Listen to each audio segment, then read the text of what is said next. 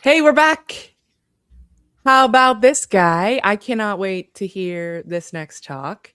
We've got brand storyteller from Nexus, David G. Johnson. I think you might change your job title more often than Andrew Palmer does. I don't Yeah, I know. It's think a you're right. competition. I think you're right. It's not my doing, I must say. It's not my agenda. It's not like I set out to do this, but you're right. It has changed quite a bit. I think brand storyteller is better than brand bard, though. That Do was a you? little Yeah. that was a little obscure. I don't know. That was a little rough. I thought you should have been called the brand beard. Remember? I know, right? There was that one letter missing. So So, close. So yeah. close. Yeah, it's true. Uh, your title for your talk is Have we seen this movie before?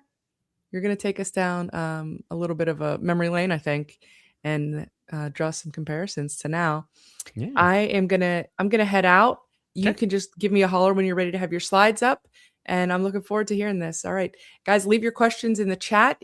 David's got plenty of time for questions at the end, and he's a person that's good to ask questions to. He's very knowledgeable. So, okay, David, thanks so much Ah, for being very here. generous. You can throw the slides up now, Steph. Thanks. I will just say just quickly for if we haven't met yet, I am currently at Nexus, which is a brand that you may have previous experience with as either Liquid Web, or of course I came, as Steph said, my title has changed quite a bit, but I was product manager for Solid WP, which is one of the former Stellar WP brands. Stellar WP is now the software division of Nexus, and so we don't use those brands anymore, and that's one of the reasons my title has evolved over time. But prior to all of that, I spent from 1998 to 2020, the end of 2020 actually, running a business that started as a marketing consultancy and became what I would describe and what might be defensibly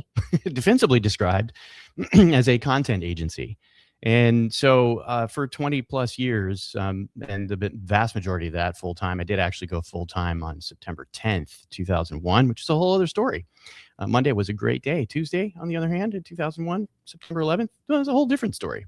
But in any case, all that time, what I found was that a lot of elements from my history from my earlier years had come to bear. I started in radio when I was 16 as a DJ, and it was fitting given my initials. And I also then spent a few years in tech. I ran what we would now think of as an MSP style business. It was IT, networking support, small business stuff. We were just networking computers. I'm really dating myself here.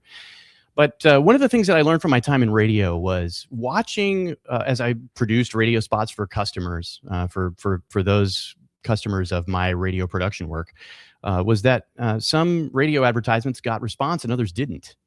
And so I learned a lot from that, and then my tech years, understanding tech, how that worked, it all sort of collided in the early 2000s as technology and marketing became more or less the same thing for anybody, at least in marketing, on the marketing side. Certainly technology did not become marketing, but marketing became all about technology, as we all know. And I found WordPress in 2006 and have been on the WordPress train ever since. But when I shut down my agency at the end of 2020, I went to work for a larger 200 plus person agency and spent time in the web department there. And in just about 3 years ago, I joined this organization in the software business to work on the WordPress side. And today I work a little bit more broadly around the hosting business and not just on the WordPress side. But when I think about where we are right now and talk to people running agencies and talk to them about what their clients are thinking about, there's no question that we're in a time of unprecedented change. And there's so much fear, uncertainty, and doubt about where we are that it's scary. I caught Karim Marucci's talk earlier this week, where he shared that a lot of their enterprise clients in the latter part of last year and even the early part of this year were simply paralyzed by the nature of change that was coming along thanks to AI. And so with that in mind, I really feel like we have a moment here where it's worth sitting down and just zooming out for just a second. And so the title of my talk, have you seen this movie before, is really asking the question, is there any parallel in history from technological change and paradigm shifts that we can look at and learn from?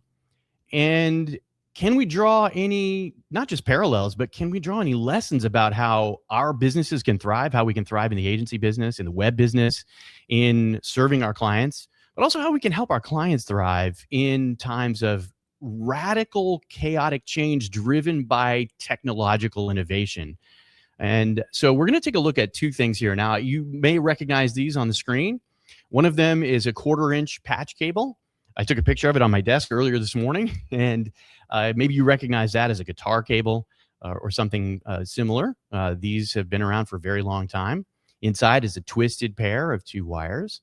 And then on the right-hand side is a frozen pond. So my question for you is, what does a 1/4-inch patch cable and a frozen pond, what do these two items have to do with the kind of change that we're in the middle of right now?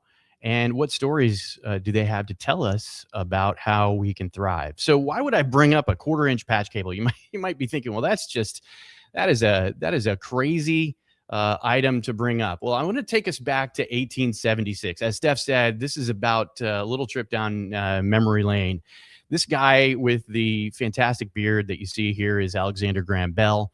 In 1876, on February 14th, what we know as Valentine's Day, he filed a really important patent application. It was called Improvements in Telegraphy. Notice the word telephone doesn't appear in that. Not only did it not appear in the title of his patent application, it appeared nowhere in the patent itself. And on March 7th, he was awarded patent number 174475. And that has been called by many the most valuable patent in history. And it's really important that he filed when he did on February 14th. His representative actually filed the application in the morning.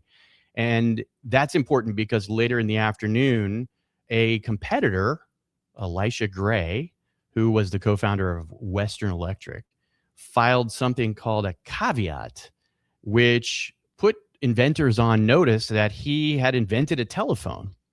But because Alexander Graham Bell's application was there in the morning, and by the way, this has been challenged in courts, and there were literally thousands of lawsuits challenging Bell's patents. And so demonstrably, Bell was first, at least to the patent office. Because Bell was first, he had the right to defend that patent. Now, hilariously to me, and I just bring this up, this is like as I was thinking about this talk and thinking about the technological changes, the entrepreneur and business owner in me came forward, and I was amused by a few little tidbits that I found down the rabbit hole. He filed the patent on the 14th of March. It was awarded, not quite, I don't know, several weeks later on March 7th. On March 10th, he actually got it working. Now he'd been tinkering for a long time, and so he knew what he had. He just hadn't quite been able to get it working just yet. So several days after the patent application the patent itself was awarded, he got it working. On March 13th, hilariously, he bombed an investor demo.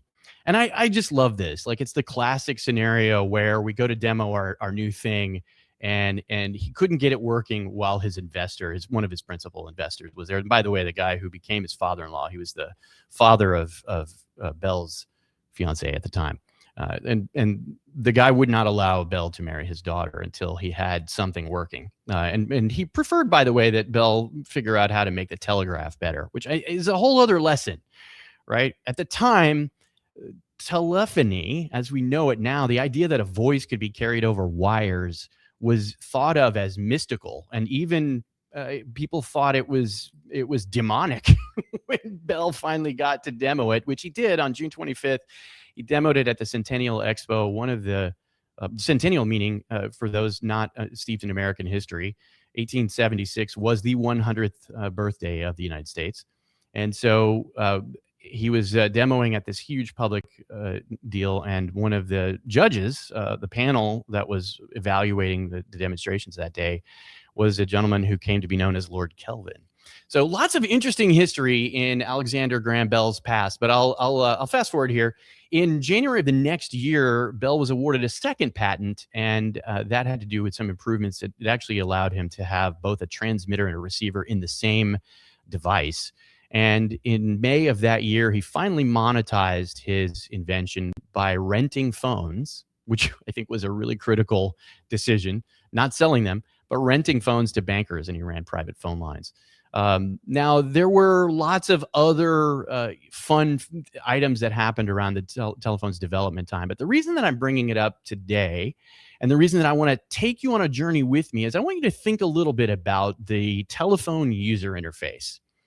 This is not, by the way, one of the phones that he developed in 1876. This is a model from a few years later, developed by Western Electric, actually. And you're looking at a phone and someone talking on this phone in the 1880s. And I want to ask you a question. What's missing from this user interface? When you look at this device, what do you not see? And there might be lots of things we do see, right? We see a microphone that she's kind of got her fingers wrapped around it there. She's holding the earpiece up to her ear so she can hear. We can clearly see some bells at the top, which would ring when you had an incoming phone call. But what's missing for me when I look at this is a way to place a call, right? When you think about phones that you've used over your lifetime, and I am old enough to remember actually dialing a rotary phone because I had some people in my family that were slow to adopt technology. So we did have rotary dial phones, but you'll notice there's no way to dial this phone.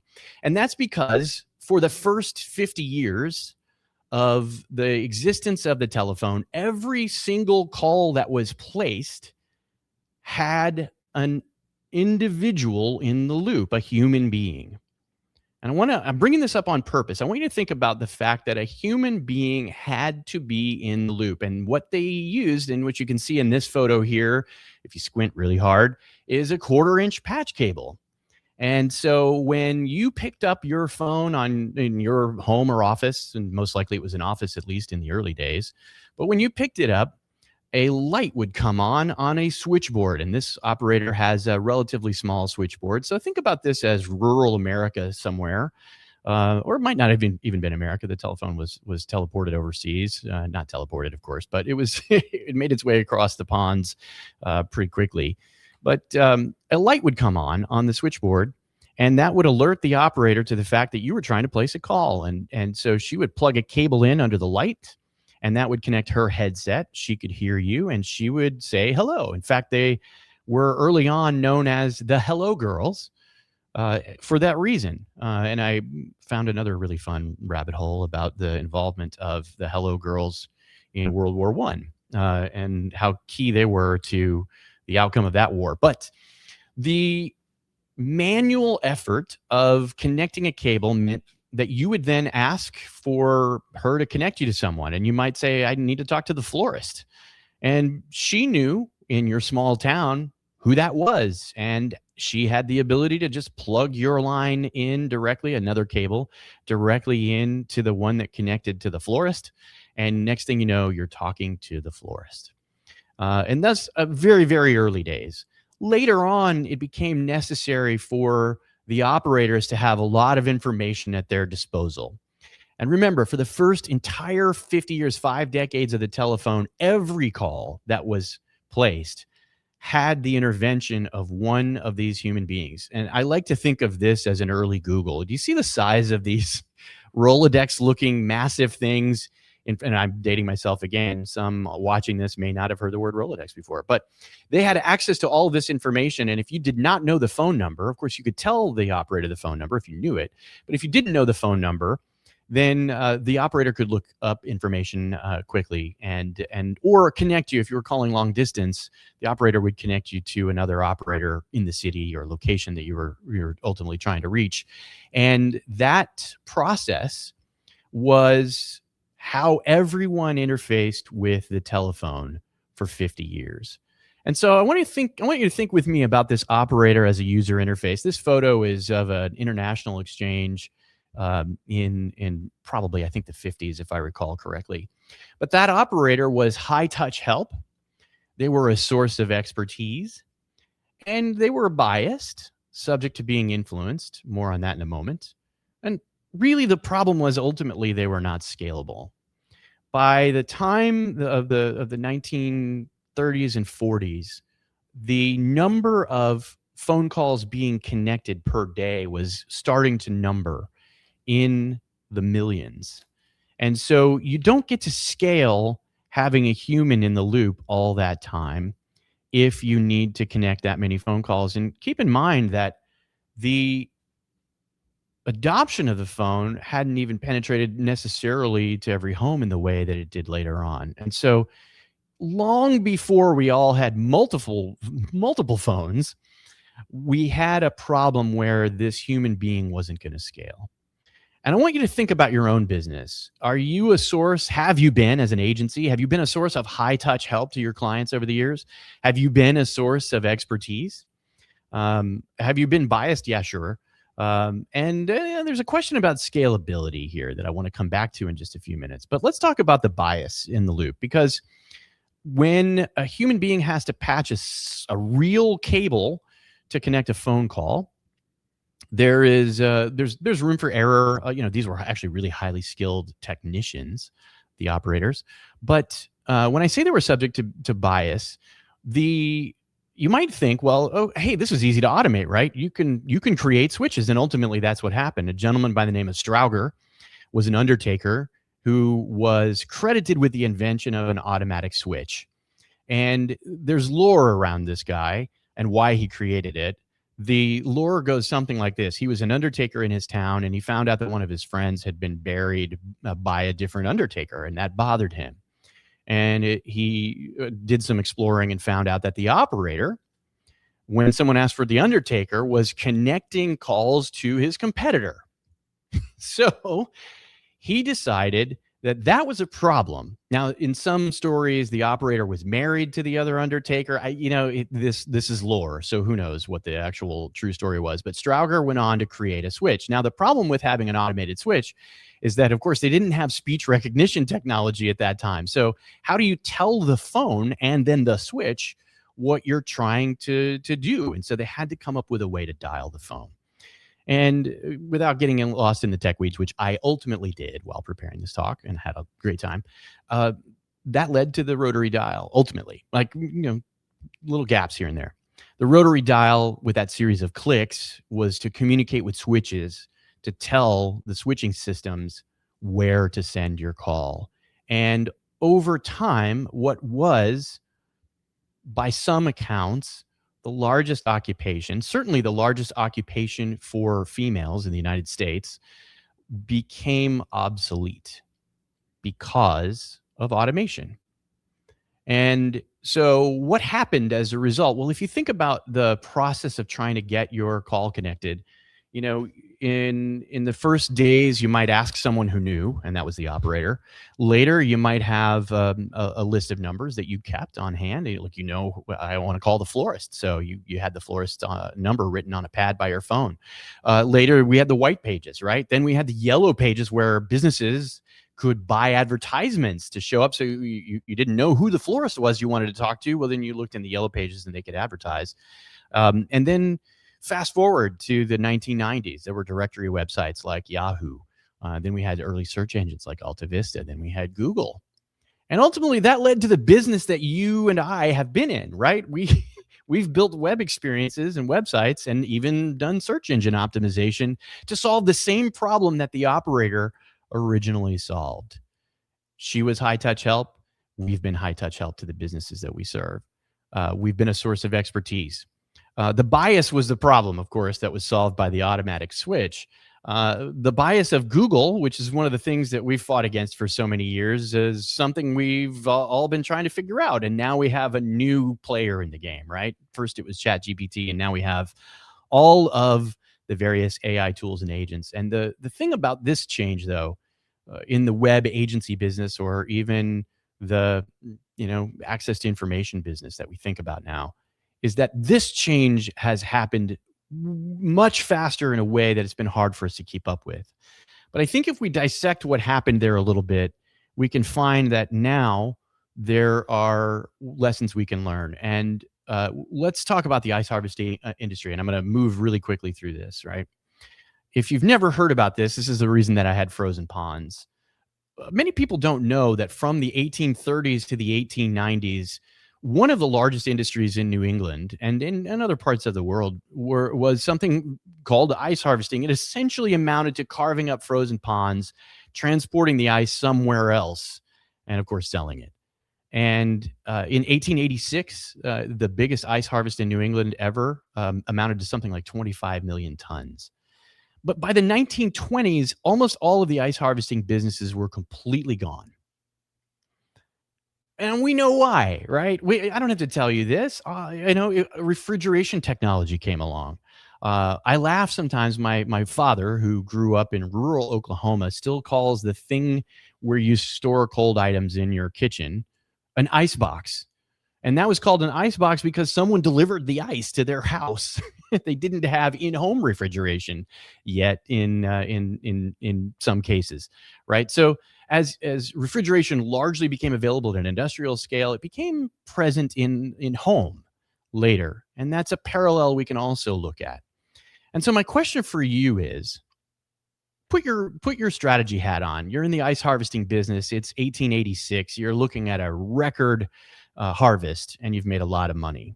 But you're starting to hear rumors that someone has built a device that can create ice. How do you think about the transition? Now, many of those ice harvesting companies were blindsided, I'm sure, because they were doing brute force work, carving up ponds, transportation, logistics, all that sort of stuff. They weren't thinking about how you transmute heat into cold, and that's a whole other discipline. But if an ice harvesting company owner had looked at what they had in front of them, they might have said, maybe I need to pay attention to what my customer is actually paying for and not what I'm selling. And that's what I want to ask you today. If we rewind the clock about 5 years ago, and I asked you the question, what are your customers buying? You might have said, well, they're buying web development. They're buying SEO. Maybe they're buying conversion rate optimization, paid traffic. We can go on and on. Social media advertising, social media marketing, email marketing, inbound stuff, marketing technology, lots of things that your customers were buying, but actually those were the things that you were selling potentially, and not so much what those customers were actually buying. And so today, when we're faced with the fact that maybe they can develop their own websites and SEO may or may not be obsolete, now we're optimizing for agents and other things. Conversion rate optimization, well, maybe we could argue that's something that we could still sell. But, I think the agents are going to be good at that if they're not already. Paid traffic, lots of the ad platforms now are automating these things. So what are your customers buying today? Is it expertise? Is it the fact that, well, yeah, they can talk to an agent and that agent can come up with smart answers? But what if that customer wants someone who's been thinking this way for a very long period of time and can accelerate as a result of the tool? If they're buying service from you, maybe they're buying a high level of service from you. Maybe they're buying strategy. Maybe they're buying execution. Whatever it is that they're actually buying, I think that we have to reinvent ourselves again today by putting on the hat that says, how can we learn from the types of automation that has changed the world in the past? And how can we learn by those companies who have survived? I think if you understood, and you were an ice harvesting company, and you understood that your customers were buying cold and not ice, not the service of cutting up ponds and delivering, but they were purchasing the presence of cold in their home. And maybe if you understood that was because they needed to preserve their food or keep the milk cold or whatever it might be that they were doing with the cold, that you might actually have become an appliance manufacturer, right? And maybe you'd have a household name today and still be selling those devices. And I think that we all have this moment here where we can take a step back and we can say, let's go back to our clients. I'm going to say it's time for us to show up. And I am going to say pick up the phone, although this operator won't be in the loop this time around. But whether it's on the phone or whether it's in person, it's a moment for us to show up. And I want to challenge you right now, and as I wrap this up, to ask questions of your customers. What problems are you trying to solve right now? What keeps you awake at night? Why would X thing, whatever it is that they're building with AI or asking you for, or whatever they didn't renew their contract with you for because they found another way to do it, what is it that that thing would do in your business? How does it affect your business? Why would it make a difference? And ultimately, re-establish ourselves as partners with those clients that we've been serving for all this time, and remind them by asking intelligent questions, even that we're thinking strategically about them and their future. And we're thinking about ways for them to thrive, ways for them to be visible, ways for them to continue to make their cash register ring in whatever ways that looks like for them. Maybe it's e-commerce, maybe it's foot traffic in a physical location, maybe it's, lead generation, whatever it might be. All those things are still needed today. But ultimately, it is making their business successful, their client's business successful, that keeps your customers, making your clients' businesses successful. It's that keeps you in business. So that's where I'm going to leave it for now. I have so much more I could say about these technological revolutions, but for the sake of time, I think we get the point, right? Automation has come along before. It's here again. It's here to stay, and there are lots of things that we can learn from those that have succeeded and not succeeded through times of incredible paradigm shifting change in the past. That's for sure. David, I did not know that you were a history geek. Well, in addition to a web geek. yeah, 100%. Yeah, fun stuff. The switchboard is an amazing marvel in and of itself, even. It really is. Yeah, it's wild.